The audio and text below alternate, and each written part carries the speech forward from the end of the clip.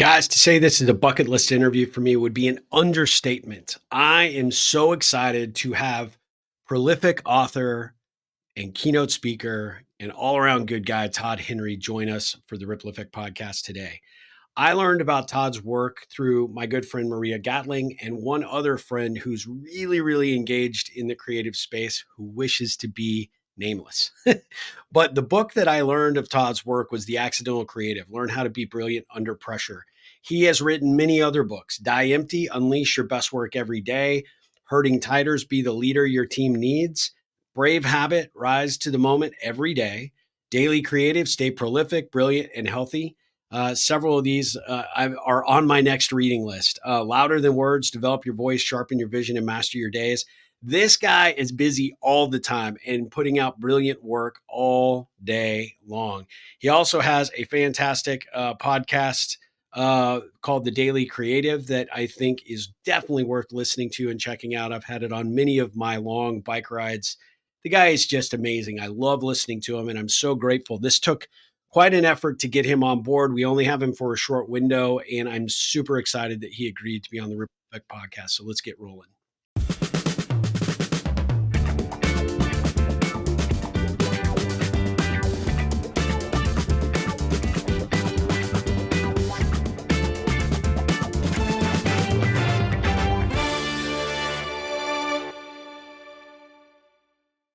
Hey, Todd.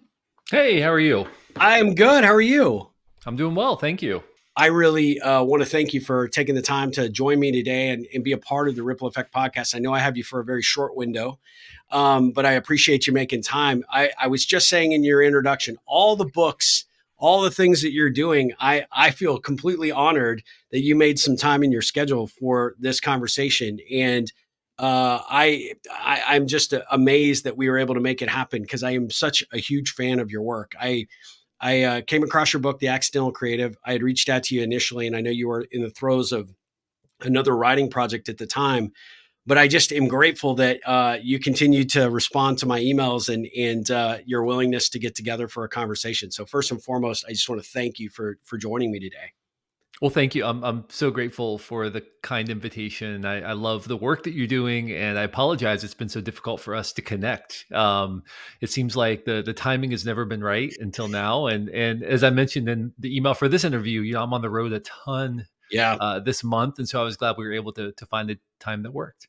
Well, I definitely appreciate it and I'm grateful and I want to be respectful of it because I know that you've got a short window. So I want to dive right into this. And I want for those that have not read your books or not seen you speak or haven't listened to the podcast, I want to have you give them some sense of what you do and why you're passionate about it. Yeah, so I like to informally quip that I'm an arms dealer for the creative revolution. And what I mean by that is I see it as my job to really equip creative leaders and teams, which means people who have to go to work, solve problems under pressure every day, to equip them with the mindset, with the tools, with the practices that they need to be effective every day. We often take for granted that talented people will just do great work. And unfortunately, that's a myth. Yep. Talent will get you in the game, but your practices keep you at the table. And so, what I do is teach talented, ambitious people how to stay in the game, how to produce the best work of their life, how to lead other people, what those people need from them as a leader in order to be effective, because leading uncertain creative work is a unique challenge. And so that's really where I've dedicated the last 20 years of my life, is to understand, well, I led creative teams before that, but then helping others understand some of the things that I was learning and really researching about what talented, ambitious, creative people need and how to give it more consistently. So what was it that pushed you towards when you were teaching other people on other teams that you're like, hey, I can go out and do this, but I want to broaden this message and get it out to the wider audience? I think creativity, for at least from my perspective, is such a vital skill set that I think Mm. there's a lot of people out there that think they aren't creative or don't know how to tap into that and or think, hey, that's exclusively reserved for musicians or artists or Right. great writers. But it's something that everybody at every level, at every role, really needs to lean into and embrace. So, what was it Right. about bringing that message in general to the wider audience? What was it that kind of moved you in that direction? So I was leading a team of about 40 people at the time, and I was a creative director. And I went looking for, as a young creative director, resources to help me understand how to lead this team of incredibly ambitious, talented people more effectively.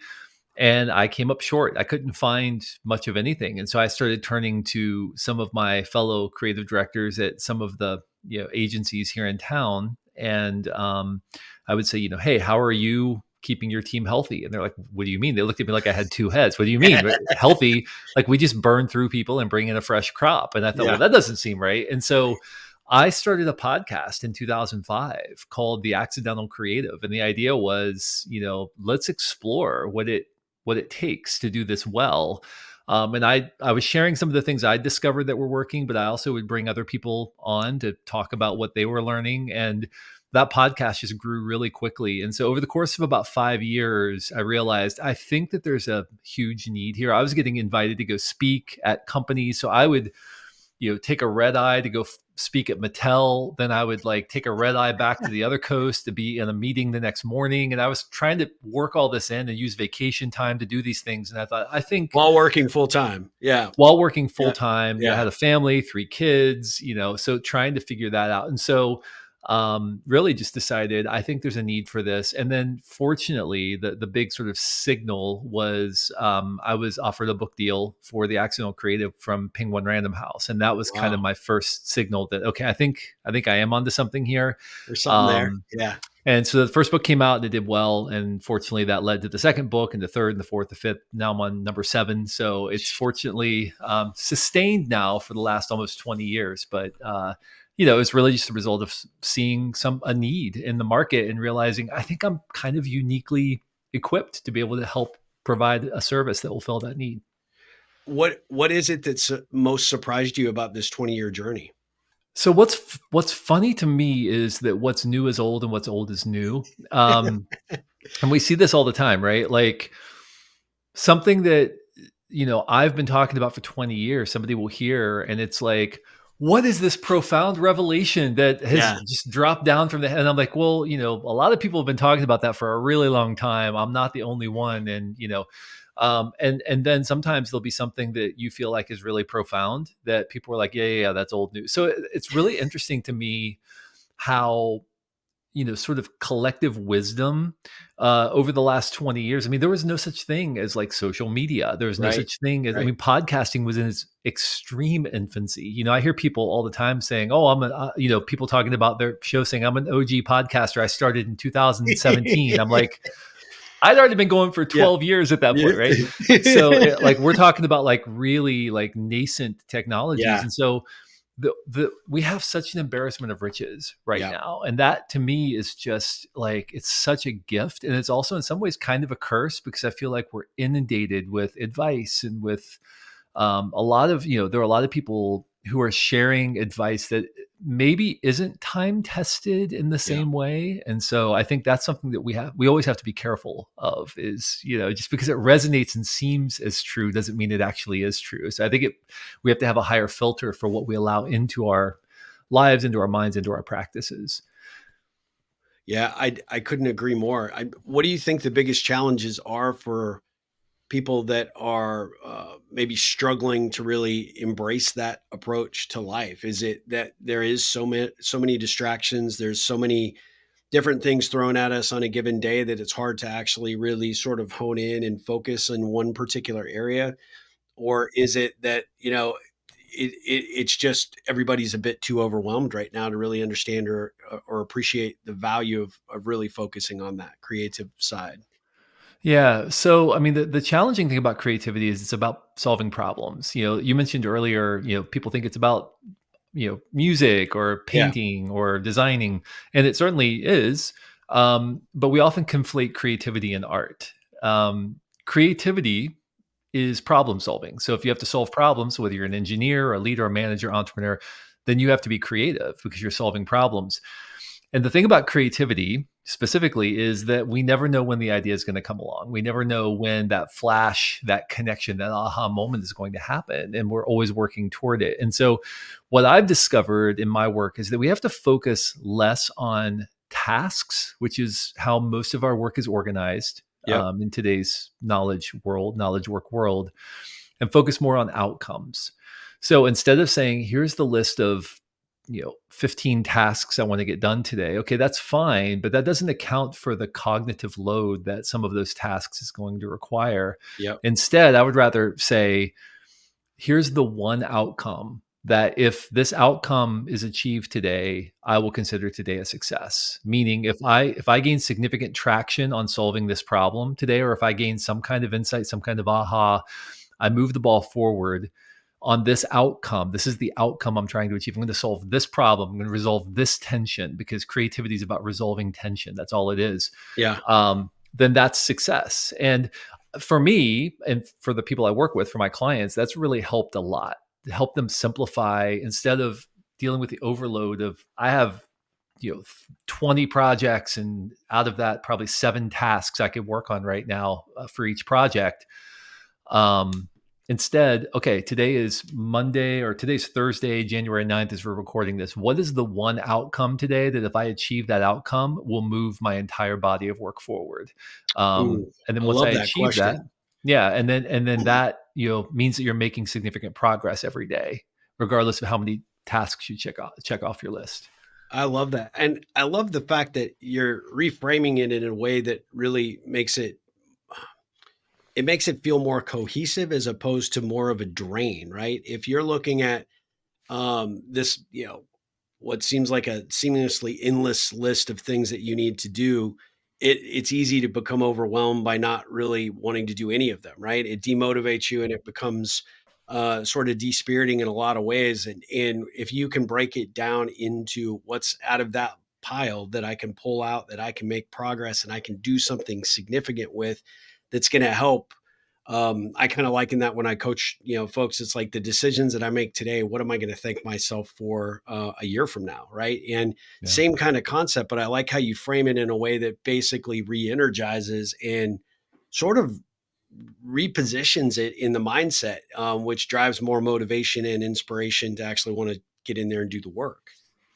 Well, and that's what we're trying to do, right? I mean, the goal is to wake up in the morning with an objective and to know, like, this is where I'm going to funnel all of my resources toward this, whatever this outcome, whatever this objective is, until I achieve it. And then once I achieve it, I can move on to something else. But the reality is, we're not being paid to check tasks off of lists. We're not being No, paid to sit at a desk and stare at a monitor all day and reply to email. I mean, that's really the cost that we pay in order to do sure. the actual work that we're paid for, which is to produce results, to solve problems, to create value out of nothing. I mean, that's really what we're paid to do as creative professionals. And so when we talk about that, we're talking about outcomes. We're talking about what is the tangible, and that's the other that's the other unique challenge of creative work, is that so often you and I are doing a little piece of a much bigger project, and it's hard to point to something at the end of the day and say, I did that,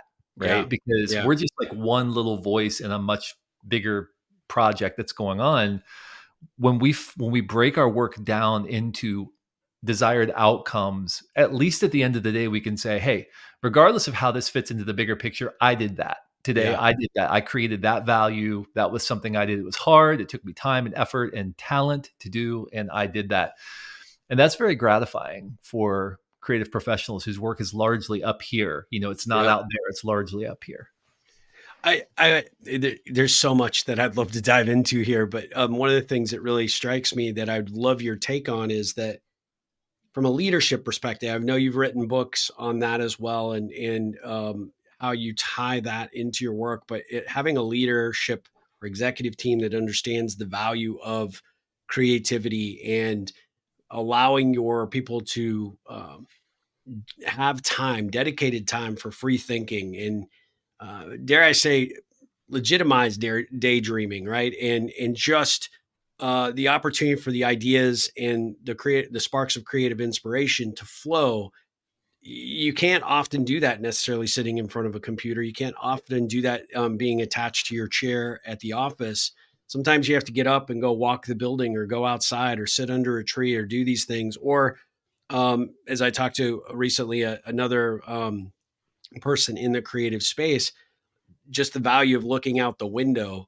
That you and I probably grew up in a similar type work environment where those things were looked at as goofing off, or you weren't really focused, or you weren't really doing the work that you were being paid to do. But that's where I think there's this disconnect for a lot of leaders, that they don't recognize the value of that deep thinking, right? And Mhm. that deep thinking leads to deeper work, and that deeper work leads to the results and the outcomes that you're talking about. So when you work with an organization, or you have a leader, it's like, I don't really know if we should, we're really buying into this, because our people need to be doing something. They need to have hands on a computer, they need to have a phone in their hands.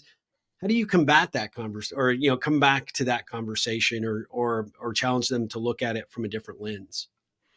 I love that question. There's a book by Gordon McKenzie, who's the late Gordon McKenzie, who was the former creative director at Hallmark, and he wrote a Oh, book called okay. "Orbiting the Giant Hairball," which I love the title of that book. What a Orbiting. great title. Oh, Yeah, he said basically every organization is a hairball, and as a creative professional, you have to orbit the hairball while drawing the resources, but not get sucked into the hairball, basically.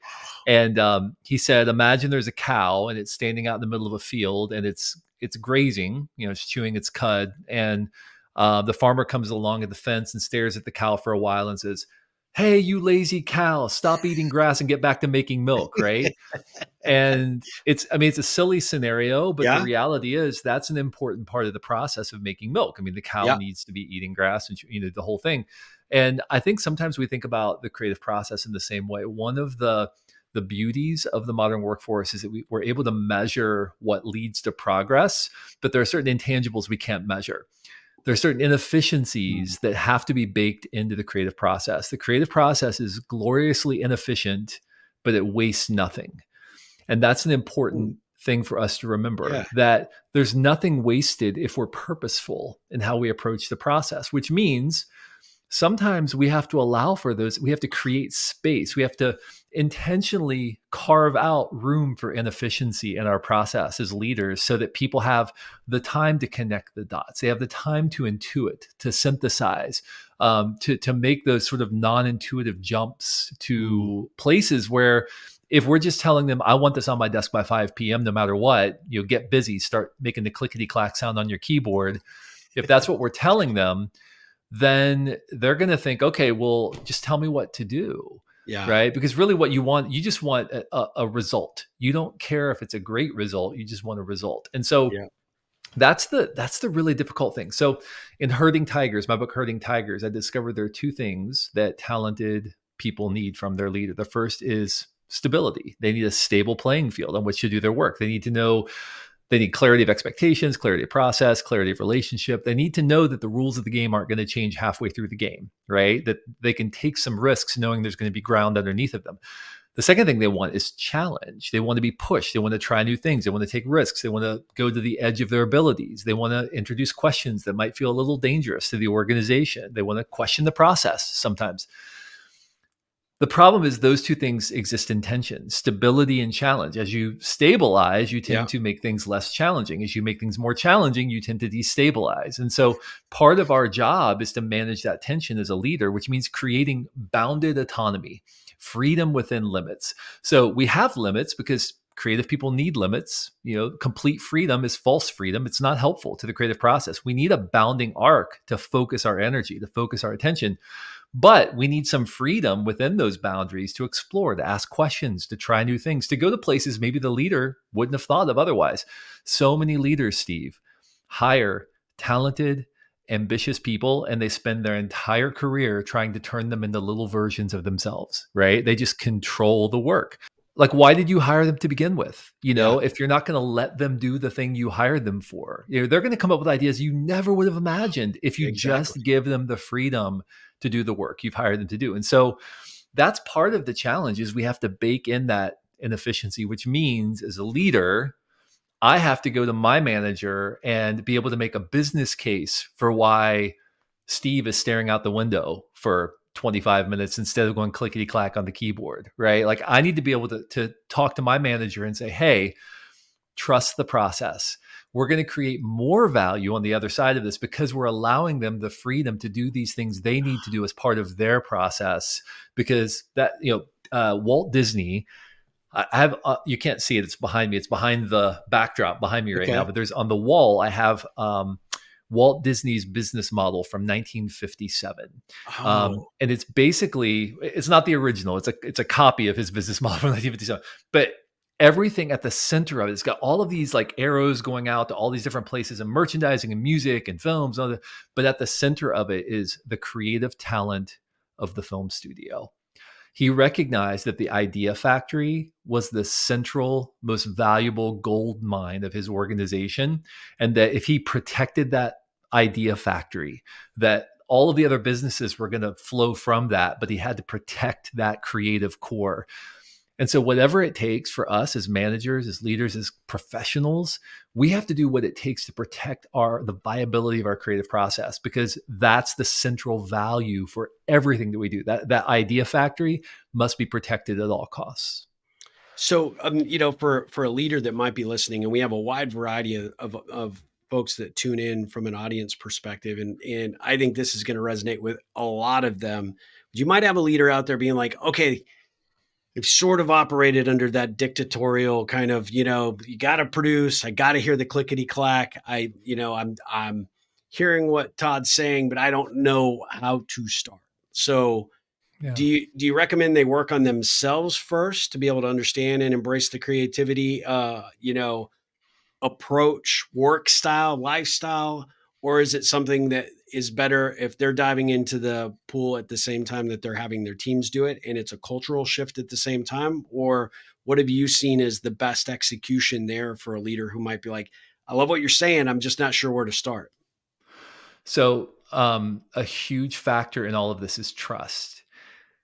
You can say what you want as a leader, but if your team doesn't trust that you really mean it, it's not going to matter. Yeah. And trust is not like a bank account. We tend to talk about trust. We use all these different analogies and metaphors. Yep. Trust is like a bank account. You put a little bit in, you can take a little bit out as long as you keep a positive trust balance. Trust is not like a bank account. Trust is No, like a it's not. water balloon. You fill it, you fill it, you fill it, you fill it. If you puncture the water balloon, even in a tiny way, you're going to lose it in other places that really matter. And so if you're going to create, if you're going to grow a culture that is about valuing process, it's about valuing freedom to do some of these things we're talking about, the very first time you come along and say, why are you not going clickety clack on the keyboard? You're going to lose trust. Nobody's ever going to do it again. Nobody's ever going to believe you. So you have to model it for yourself and for your team. B, you have to create a permission structure for people to come to you. I'm not, so there's an almost sinister form of what I'm talking about, which is I am now going to impose upon you that you must stare out the window for 25 minutes a day, or whatever. That's not help, or everybody has an hour a day of free Yeah. time. That's not necessarily helpful. What you need to do is say, hey, here's what I found works for me as a leader. I want you to do what works for you. So I'm going to be having conversations with each of you, and I want you to come to me if there's something you think would help your process. If that means I need an extra hour in the morning coming in because I need to take an hour at a coffee shop because that's where my creative juices are flowing. And so I'm going to be in a little later than everybody, but I'm going to spend that hour in a coffee shop working because and then I'm going to have check-ins with you and say, how is that going? Show me the fruit of that, right? Is that really working for you, or should we try something else? But give people permission to approach you with what they think would work best for them, and then have a conversation and create a permission structure for people to do the things that work for them. Different people are going to have different needs. I mean, I would routinely take a day away back, 20 years ago. I would take a day away and say, hey, once a month, I need to go offsite. I need to go someplace, beautiful, meaningful. And I'm going to spend the whole day sitting in that place and thinking, and maybe it'd be a museum and I'm walking around and I'm thinking about strategy, but I'm looking at different pieces of art or something. And I'm doing that with that strategic tension in my head. And I would have these little moments of aha, these little breakthroughs, because I was using stimulus in my environment to spark different kinds of ideas, right? Than I would have had if I was sitting at my desk staring at my computer screen. So it's really more about creating the permission structure for people to tell you what they need or what they think they need from their process. And will people abuse this? Probably from time to Yeah. time, people will abuse it. But you need to that's where accountability comes into play, right? Okay, so because the argument for you as a leader is I have to be able to make a business case for this. So if you Yeah. come to me and you say, I need to see a movie every Wednesday afternoon in order to be okay, great. But just understand you're going to have to prove to me how that's helping you create more value than you otherwise would. Right. So you need to create a permission structure, but also accountability on the back end, knowing that this gloriously inefficient process has to be leading towards some kind of effective end game in order for us to sustain it. Otherwise, why are we doing it? I mean, the goal is to make us better, to make us more creative, to make us more productive. Which is why, by the way, things like foosball tables and ping pong and all these things that people point, Nerf guns, like people point to that stuff as like these like fun cultural things. Well, that's fine, but it doesn't really move the needle, which is why I think most people look at it and roll their eyes and go, yeah, okay, great, thank you. But what they really want is something that's going to help them be a better professional, something that's going to help them be more effective. So that's my advice: is create the permission structure, model the way, and then create accountability on the back end. Yeah, years ago, I had the very unusual pleasure of being at the Yahoo campus when Yahoo was still kind of in its heyday, still is, but different. Sure. And Google in the afternoon. Actually, sorry, check that. Google in the morning, Yahoo in the afternoon. And one of the things that I thought was really interesting is we were getting a tour, and I was doing something for Google. Like you said, they have all these really nifty, neat little things: ping pong tables, foosball, pool tables, a little rock climbing thing. There were all these ways that you could invest your time and energy. And as we were walking through one of these buildings, they called it sort of, the creative playground or something equivalent, and they had these sleep pods and a really neat setup. And I said, I'm kind of surprised. Like, we were kind of, late morning, it's getting closer to lunch.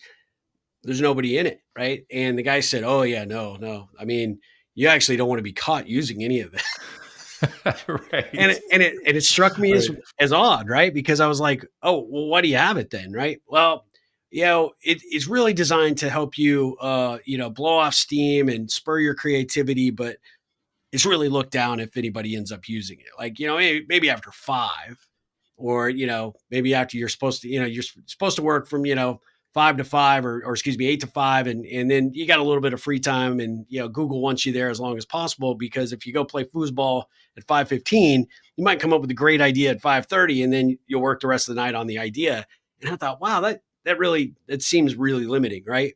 And then I go to Yahoo in the afternoon. It happened to be, they were doing an Oktoberfest, and we got an opportunity to see an environment that was really, really, really relaxed, and a lot more chill. Granted, you could argue maybe that's why they had a little bit of a downfall. I don't know, right? But at the end of the day, it was the cultural difference was vastly different. And so I asked the person that was bringing me over for that afternoon event, is this like just because you guys are doing a big, a big Oktoberfest celebration at the end of the day? I mean, they were bringing John Mayer in. It was like this whole big to do, drink out of a huge boot of beer. And it was a really cool thing. But I thought, okay, maybe everybody's hyped up over here because it's just a special day. And he's like, no, this is an everyday thing. Like, what you're going to Mm. see today, like, yes, Oktoberfest is a little bit different. We got, a little bit of different food and some beer, but we do something on this, little promenade all the time. And we're doing stuff in the morning, we're doing stuff in the afternoon, we're doing stuff at night, but we trust the employees to figure out when they need to get their work done, when they can come and plug in. And he said, and we don't look down on anybody who spends more than that 15-minute allotment that most people give you in terms of a break out here doing these things, because we feel like that spurns the better set of creativity. It creates innovation. It creates, some connection for the employees to know and meet one another and bounce ideas off of or get feedback. And it really was when we went into the Oktoberfest thing, I saw people having a great time, drinking some beer, having a social thing, but there was questions happening. There was conversations happening about big stuff. And you saw people shoulder up to one another, and there was conversations, and there was troubleshooting, and there was, good, contributions from, people that were there, not feeling like they had to be judged necessarily for whatever problem or challenge they might be overcoming or what project they had to deliver, but hey, I need the help of the collective. And you just felt like everybody was in this real creative spirit and mood. Part of it could have been the beer, but most of it didn't seem like that. It seemed like it was a cultural thing. Yeah. Well, I think what you're talking about is an informal space, like at Google, more of an informal, like, hey, any takers here? Anybody want Yeah. to come play pink? You know, versus we're going to create like a particle accelerator where we're going to be smashing people into one another Uh-huh. intentionally by creating these events. And that's a cultural thing. It is a very different culture, Yeah. right? Like and who knows, maybe it was more effective to do it that way. But the point I think of what you're describing is it was intentional. The point was to bring people together. It wasn't just, hey, here's an all day open bar, come have a drink when you want to. It's more like, no, we're going to have these events, we're going to get people together, we're going to smash them into one another. They're going to talk about things, because the innovation happens when you get people bringing ideas together, asking interesting questions. So, I mean, I think that could be a very effective thing as long as it's intentional. And again, there's some bounded autonomy, there's freedom within limits there, right? Yeah. Because you're creating those spaces intentionally. Yeah, I love your approach to how you're educating leadership about why this works and why it's important, and perhaps maybe the prescriptive approach that we all grew up with in terms of how you lead or manage or technically grow a company. It seems like that rule book is ripe to be thrown out and be revisited with something vastly more organic and potentially without defined rules of engagement per se. Like you said, perhaps you're setting that up so that everybody knows kind of the rules to play by, but the game is very flexible, and the opportunity to do what you need to do. Um, you know, and you didn't say it exactly like this, but the way I interpret it was like not one size fits all, right? So you may do it Right. one way, I may do it another, but the two people that are working for us, they may go off in completely different capacities, but we all end up coming back to the table refreshed, re-energized, and focused on what's next, right? Right.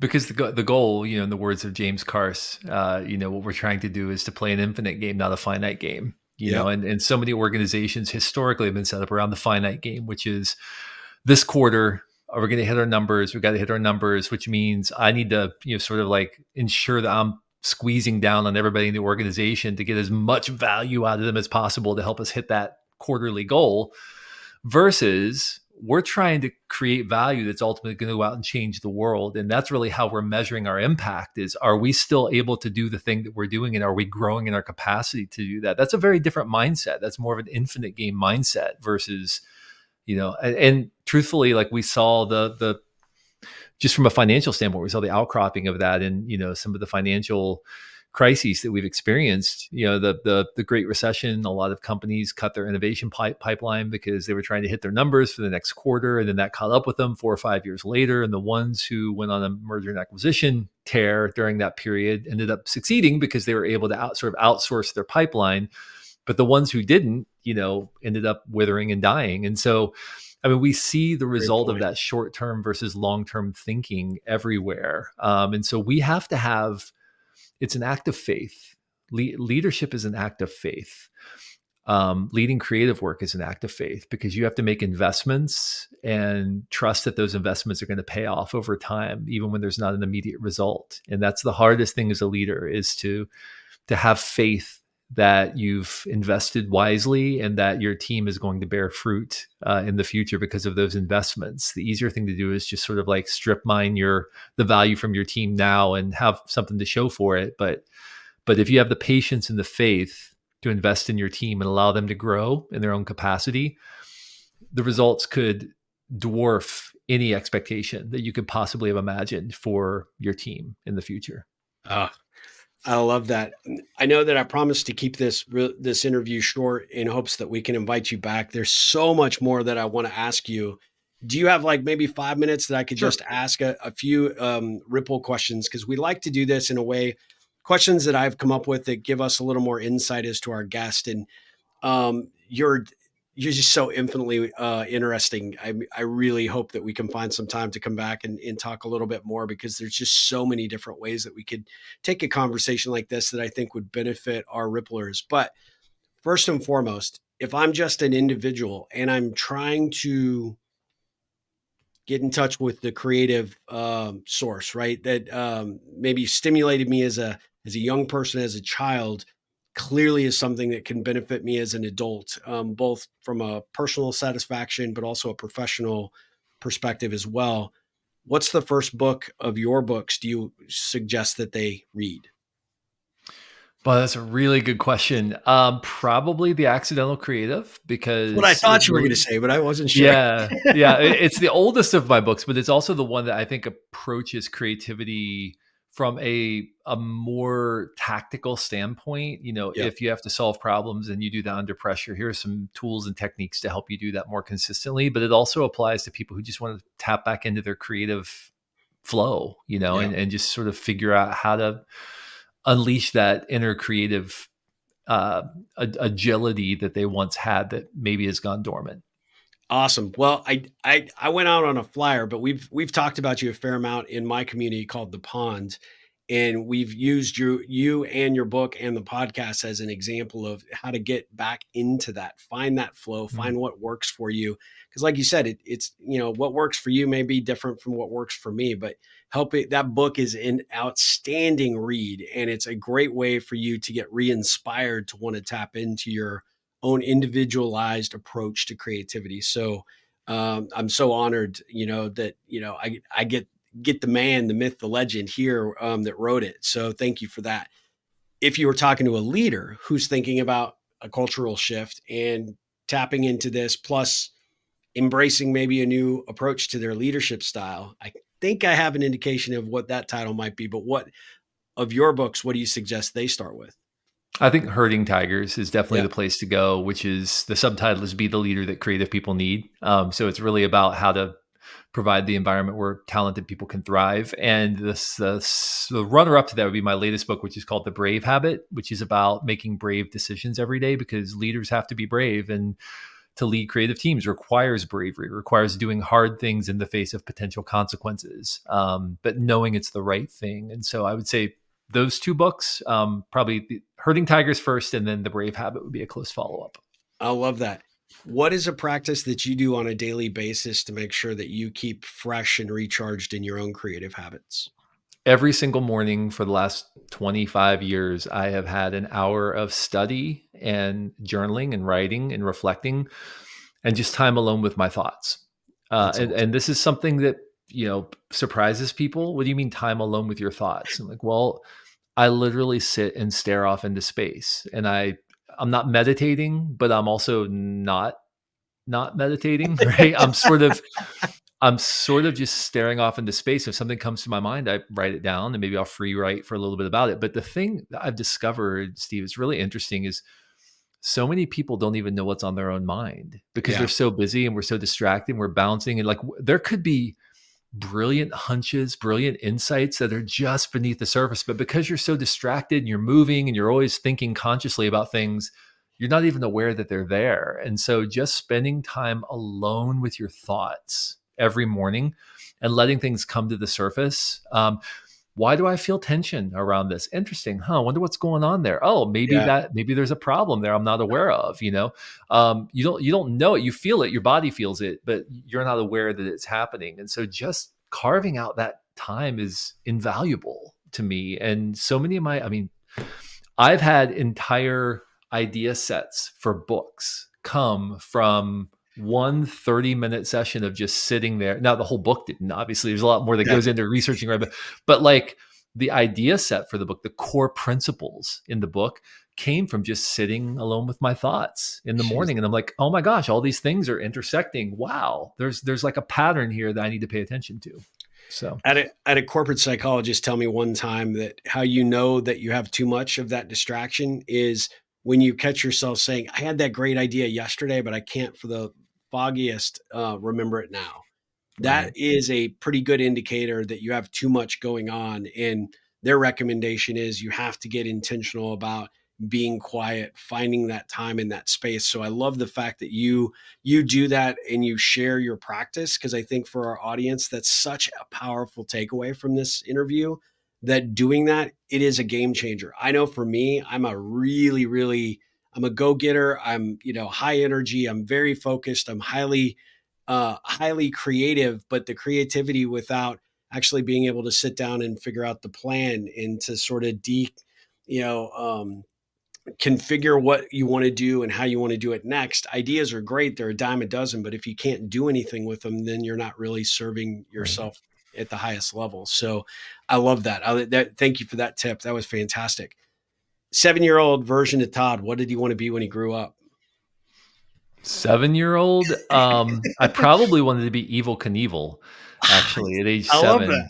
I had the Evel Knievel, bicycle. Yeah, I would you put, like, rev it up and then it would take uh-huh. off. Well, no, no, no, I had the actual bike that had, like, Oh, the fuel oh, you're tank way on cooler it than and the me. whole thing, and, I would Oh, I put baseball cards in the back to make it go like, yep, brrr, yep. when you rode it. I would jump ramps that were, like, not very high. But that's probably what the 7-year-old me wanted to be. As I got older, when I got into high school, I wanted to be a musician, and actually did play music for a while in my early 20s professionally for Yeah. a handful of years before I ended up being a creative director. So, but yeah, 7-year-old me was probably Evil Knievel. So if you weren't doing what you're doing now, you weren't this world famous author and just an inspirer of so many, what would you be doing if you weren't doing this? That's, it's a hard question to answer because I feel like this is what's emerged over time. I didn't set out to do this. This is just where I found myself because Yeah. it's, as I did things, as I, put things into the world, as I made decisions, as I led other people, I just gradually sort of discovered that this is kind of what I'm wired for. Yep. Uh, so I don't know that I ever would have set out to do this, but looking back, it all makes perfect sense. I think most people, their lives and their careers are emergent. You discover, if you pay attention, you discover over time the thing that you're wired for. Most people want to start their life. I mean, I have two sons who are about to graduate from college, one who's about to go to college, a daughter. And I keep telling them, like, whatever you think you're going to be doing is not what you're going to be doing when you're 35. Like, you're going to Yep. learn things about yourself and you're going to change your mind a million times. And that's perfectly fine. Yep. But probably if I wasn't doing this at this point, the thing I originally wanted to do and the thing I do for fun now is make music. And so I probably would have, if I hadn't, you know, met a girl and got married and all of that, I probably would have tried to make a harder run at being a songwriter because that's really, Uh, and I have friends who I wrote with when I was in Nashville who have gone on to have phenomenal illustrious careers. And so that's probably where I would have spent my time, and I frankly would probably be a 52-year-old barista right now had I done that. So, which is nothing wrong with that, but I'm just saying, like, that probably is where that career path would have led me. But I don't know. I think you're selling yourself short just based on your success for the unintended career path you took, right? I think it's pretty much a guarantee you would have been a lock to be super successful had you done that. But yeah, thank you for sharing that. I love it. What's I always find that people always ask me the question, and I always fail to ask the creatives that I actually interview, what is your preferred way to capture ideas? Is it in your notebook? And if so, what kind of notebook? Do you use any kind of app? Or what do you suggest for people to, especially somebody that's trying to tap into that creative side that needs to keep their ears and eyes tuned for opportunity for those ideas to come down at the moments that they do, and how to record them? yeah, so I say do whatever feels good to you. So Okay. for some people, that's I use a combination of methods for recording ideas. I have one central place where I keep them, and I'll share that as well. I carry in my back pocket a little note card holder, and I use note cards. And I have a little Fisher Perfect. Space Pen. I carry it around with me, and I'll write stuff down. If I have an idea or a thought, I'll write it down. An observation, I'll write it down. If I'm at home or in my office, my I usually use my iPad, and I have Yep. like Yep. note taking apps. As a matter of fact, even with my note cards, I will take pictures of the note card or scan it into the Put it note in. taking Yeah. app.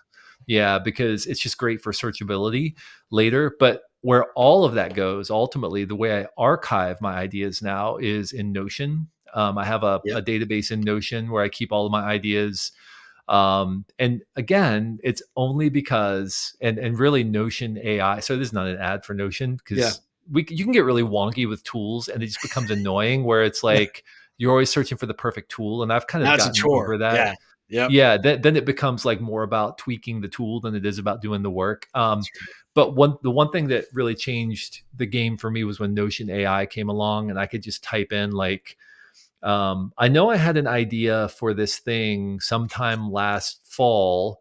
What was the idea, and what was I thinking about when I had the idea? Or hey, I know I was journaling about something a while back. I can't remember, but it had something to do with this. And Notion AI will go in and find it, and it'll say, "Here's what you were thinking about. Here's what was going on at the time. Here's who you were talking to. Here's And so just to have that level of searchability is really invaluable, because Yeah. probably like you, I have bazillions of ideas every day and it's hard to keep track of them. And for a while, Yeah. I would keep them in a notebook, in a commonplace book, and I would have to go through and find it and search it. And it's just impossible. And I fought because I love analog. Me I too. love the Yeah. feel of analog. Like I'm constantly like, Instagram has my number because they're constantly serving up like leather journals and leather whatever pens. This pen is the end all be all pen. We'll both get Um, 10 more ads of that today just because you said it out there in the world, right? no doubt. Yeah, Yeah. my Echo Dot and my Google Assistant are both It's listening all right now, yeah. and they both, Yeah. yeah. But but what I've discovered is, like, listen, at the end of the day, it all comes down to whatever this goes into. It all comes down to whether you can find it again and Yeah. connect the dots. And so for me, that's Notion right now. I haven't found anything better for me. I love it. I'm also a recent Notion convert, and I'm no, by no means an expert, but it has streamlined my approach to almost everything, and it's been a great resource. And I've tried other ones, Good Notes, and Yeah. notes off of my Mac, and nothing felt quite as cohesive that can be turned into a task or a project so easily as it is in Notion. So, like you Yeah. said, there, not necessarily a commercial. It's one of many great tools that are out there, but Right. if they wanted to sponsor your podcast or my podcast, we wouldn't turn them away. So, Well, they have in the past, which is how I ended up using it, actually. They came along that's and wanted to awesome. Oh, sponsor. Yeah, this is back when we were taking ads on the show, and they came along and they're like, "We wanna buy a 2-month run on your show." And I'm like, "Huh, what is this Notion that they're yeah, talking about? What is Notion AI?" And I'm like, that's "Okay, alright." awesome. So, Oh, wow, that's cool. That's really cool. yeah. Okay, last three real quick questions. The last question would be from a creative perspective, if you could put something on a billboard that people would see every day on the way to school or on the way home from work, Mm. and it was a message that you really wanted them to take to heart, what would it be? Oh, man, that's a big question. I think it probably would be something to the effect of, and this is going to sound naive and I don't mean it to be, but it's going to be okay. Love it. Um, that's what I would have said to my 20 something self in my early 20s, who was literally, and I say this at threat of making myself seem less like a man because we think men don't cry, who would Yeah. literally like cry myself to sleep sometimes because I was barely making enough money to survive when I was in my early 20s, trying to make it as a musician, had this dream, had an idea. Yep. I was paying my rent, paying for my food, but I didn't have much left over at the end of the Yeah. month. And I wish I could just take that person and say, it's going to be okay. Yeah. It's going to be fine.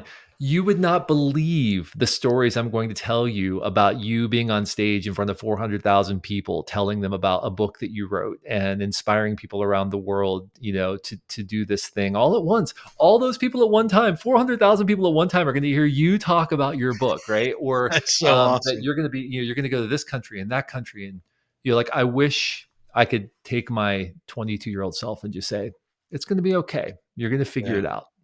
So That's probably one it's of the going to be best okay. answers I've ever gotten. I gotta tell you, I love that. Hmm. Love that. That, by the way, I want to be really clear. That doesn't deny the reality of the difficulties, the hurdles, Sure. the everything.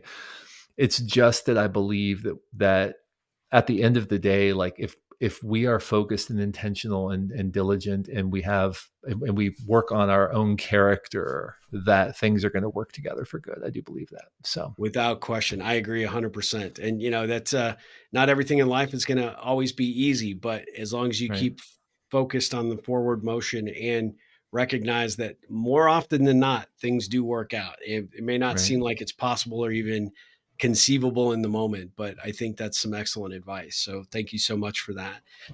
When you hear the ripple effect, what conjures up for you? What does it mean to you? It makes me think of a Greek proverb, actually, or at least it's reportedly a Greek proverb. A society grows great when old men plant trees in whose shade they know they will never sit. And I think that that is, for me, that's what I'm trying to do with my life. I mean, I'm over 50, I'm 52. So that's what I'm trying to do with my life, is plant seeds that I know I'm probably never going to be able to sit under the shade of those trees, but that's Yeah. my job now, is to plant those seeds and to hopefully create an orchard of, value, that, and those people are going to go on and plant seeds, and they'll go on and plant seeds, and hopefully, 200, 300 years from now, there will be people who are impacted by my ideas, by my life, who have no idea who I am, and that's perfectly fine, but it's because of the seeds that I planted or the ripples that I made. And so I that's what I love think that. of. That's a phenomenal, phenomenal answer. So thank you for that as well. What ripples can I create for you? I am always trying to figure out ways to have more people aware of the work that I'm doing, and so you're already creating ripples just by inviting me on your show. So thank you for Uh, that. And I think just, being an evangelist for what I'm trying to do, which is just to help people. I'm trying to help people do the best work of their lives and to produce a body of work that they're proud of, and at the end of the day, to die empty of regret, to know that they've yeah. put their best work into the world. And so that's what I'm trying to do. And so anybody who wants to help make others aware of my work, that's the ripple. That's the ripple that is beneficial to me right now. Well, you got it. I'm happy to step up to the plate and do my part because I am such a fan and very identified with what you just said, because really at the end of the day you're focused on helping them do a very important piece that, sets legacy for their life. I do the other side, which is to not just do the work but also to build those relationships and those authentic connections that create that richness so that you can enjoy what the fruits of your labor and the fruits of your creative output. And you only do that by having great connections with other people. And so I personally am so grateful that we connected. And I honestly would love to stay in contact, love to have you back, and would like to continue to get to know you and see ways that I can, maybe add value and create positive ripples for you. The last thing I'd like you to share just is how you would want people to find your work, how you'd want them to follow you. What's that best source for you in terms of how they can, learn more about how to get engaged with your books, your speaking, the podcast, etc. Books are available wherever books are sold. ToddHenry.com is my website. The podcast is called Daily Creative with Todd Henry. You can find it anywhere that you listen to podcasts, and I would welcome. It's been used to be called The Accidental Creative, but it's been going consistently since late 2005. So we're coming up on our 20-year anniversary, which is kind of crazy. That's awesome. I love that. That's fantastic. Well, Todd, thank you so much for the time today. I can't begin to tell you how much I appreciate it. And guys, definitely go check out Todd's work. Get his books. You will never be sorry because they are full of wit and wisdom, practical ideas and strategies that you can put to work right now that will make a huge difference. And talk about creating a positive ripple for yourself. Do it with Todd's books. Listen to the podcast, and I just want to thank you again, my friend. Thanks so much for joining me for this episode. And as always, ripple on.